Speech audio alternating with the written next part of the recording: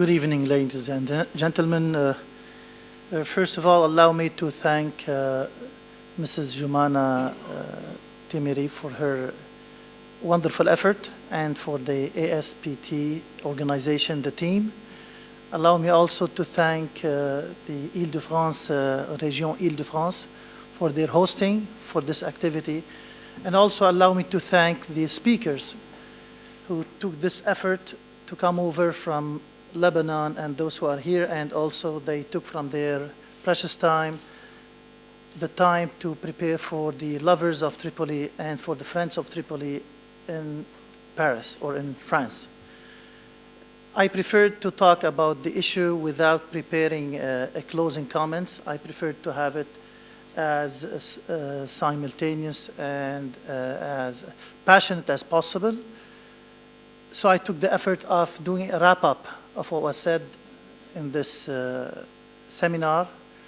I have 5 points to talk about. The first point is to talk about the vision that we have.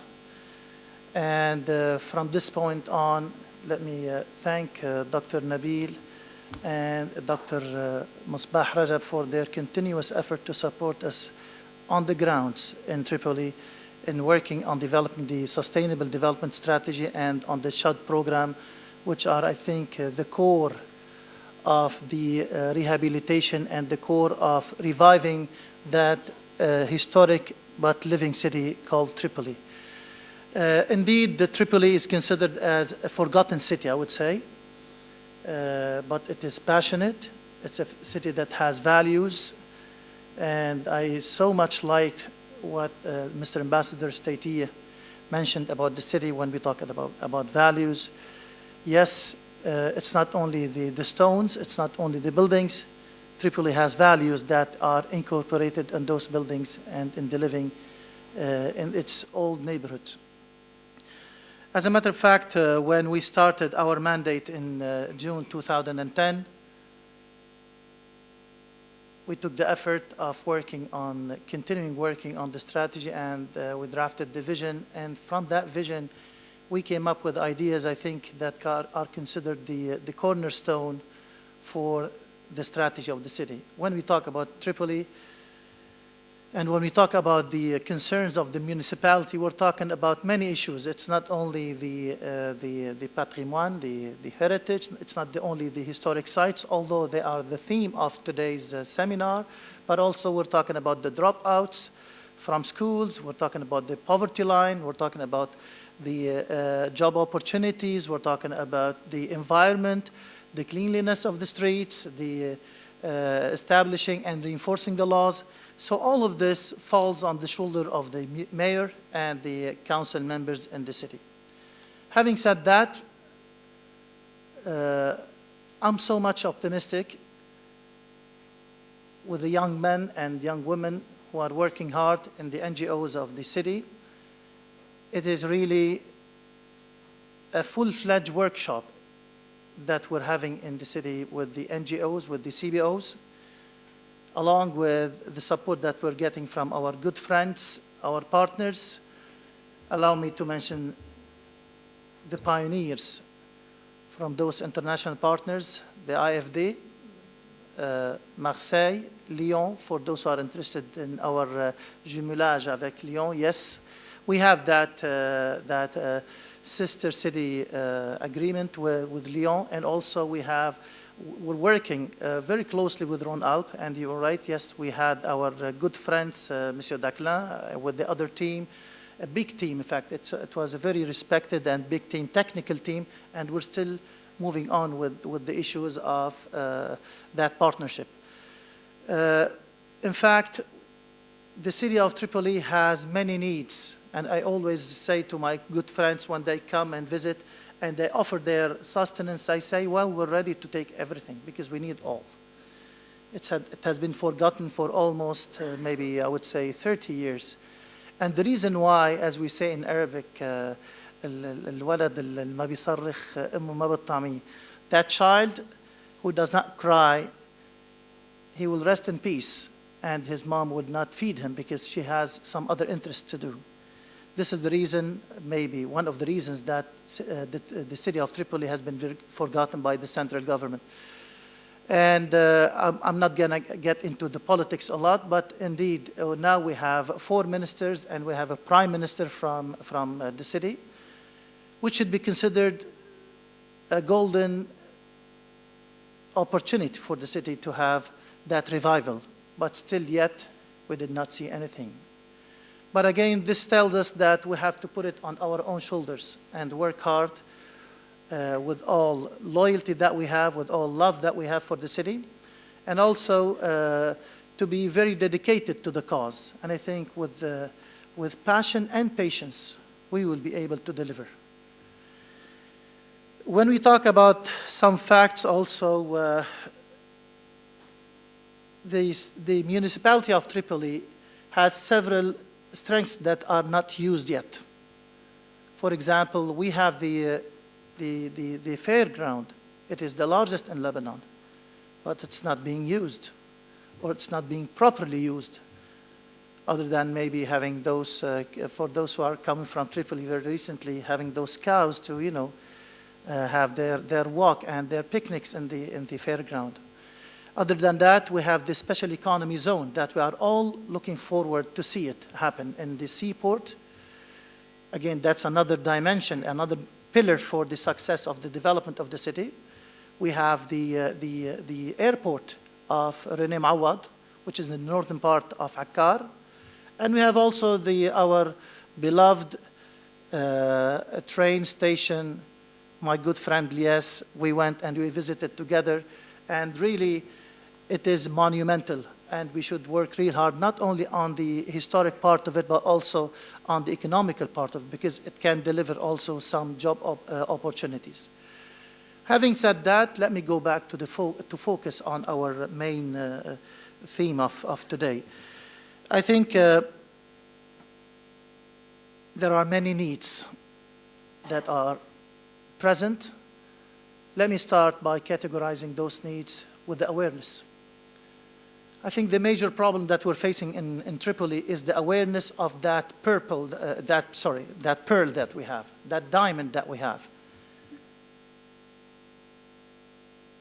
When we talk about Tripoli, I think we are all aware of the fact that Tripoli is full of historic sites, full of heritage, and full of values also. But when you talk about poverty, the highest rate in poverty in Lebanon is Tripoli. When we talk about the environmental issues, when you talk about the social issues, the dropouts of the school, look at this. Well, it is so sad to say this bad painting about the city.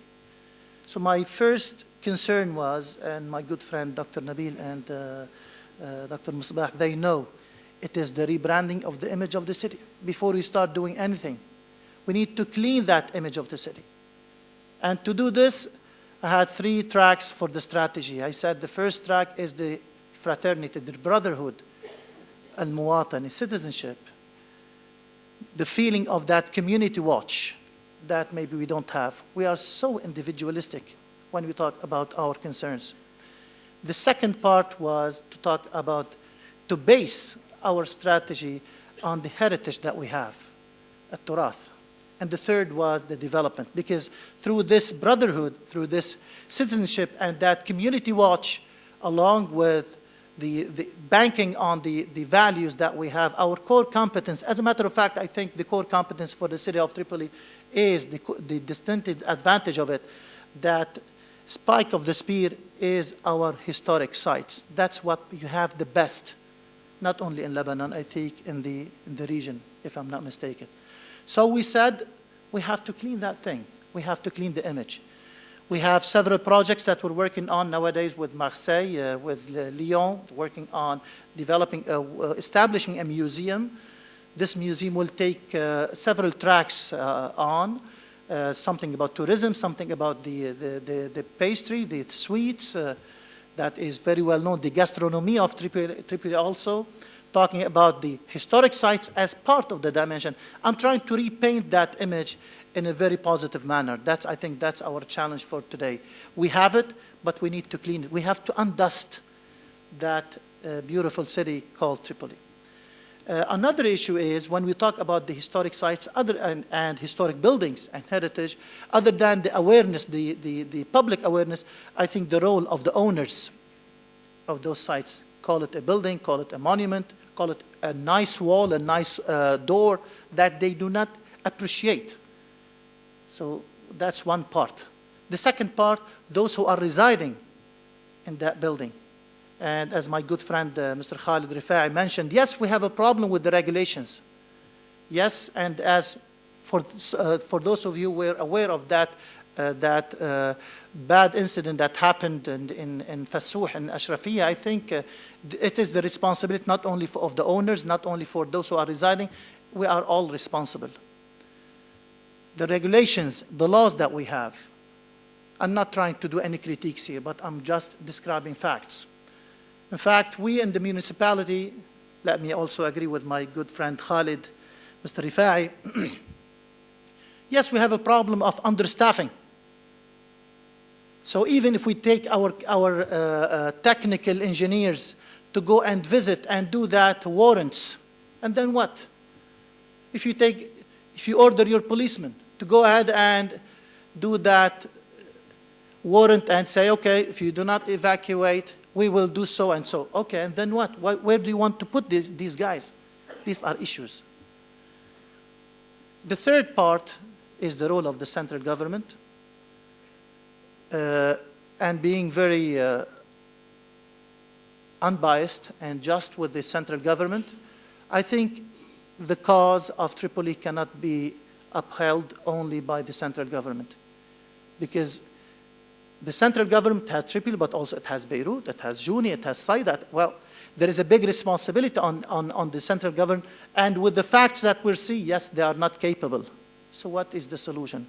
It is the private-public partnership. It is the role of the private sector. It is the role of the private sector to get in and move on. It's not only the responsibility of the owner, neither of the resident, nor of the government.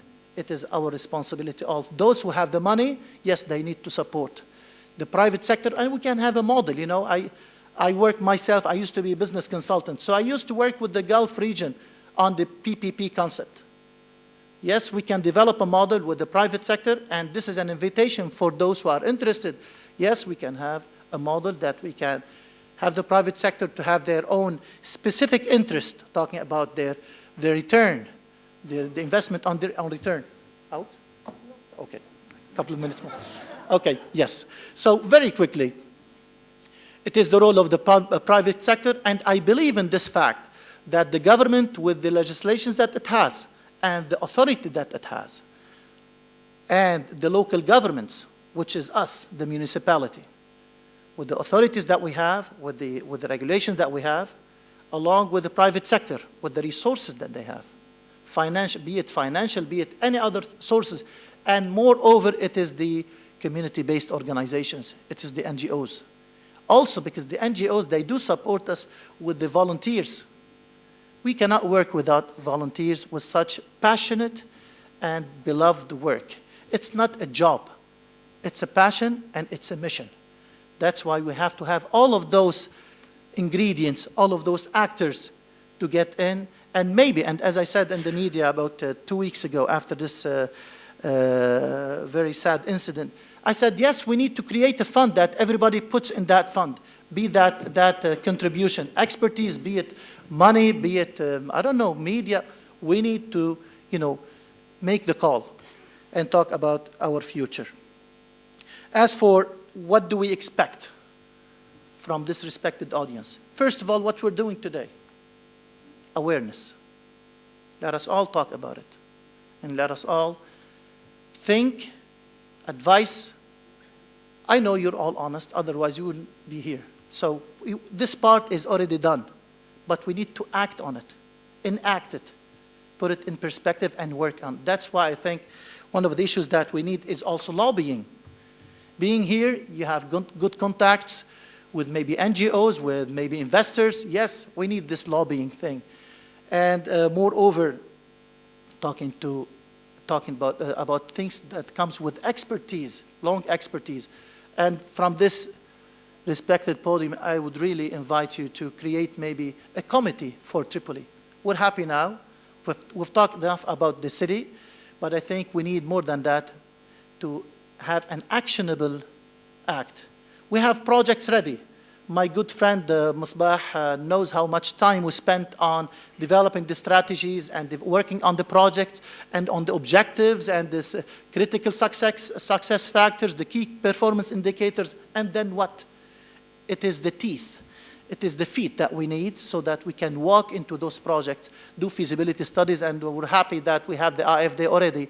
They promised us that they will support us in doing the feasibility studies and maybe do some work on that, on mobility and other issues. So I would strongly, with the love and passion that you have for the city, recommend that we create a committee to follow up on those recommendations and talk about what is next. We have the what is next, but we need to next it into action, if I can use the word. Thanks a lot for your attention.